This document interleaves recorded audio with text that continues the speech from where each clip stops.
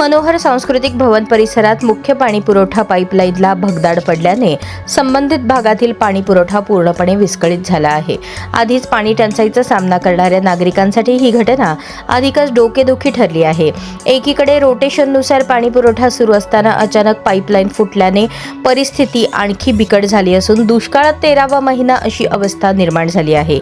गळतीमुळे मोठ्या प्रमाणावर पाणी रस्त्यावरून वाहून जात असून लाखो लिटर पाणी वाया जात असल्याचे चित्र आहे. या प्रकारामुळे परिसरातील नागरिकांनी संताप व्यक्त करत तात्काळ दुरुस्तीची मागणी केली आहे.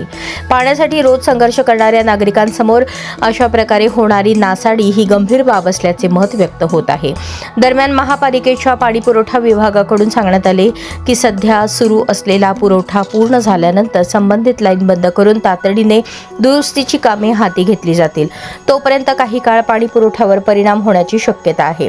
या घटनेमुळे प्रशासनाच्या नियोजनावर प्रश्नचिन्ह निर्माण झाले असून भविष्यात अशा घटना टाळण्यासाठी ठोस उपाययोजनांची गरज व्यक्त होत आहे.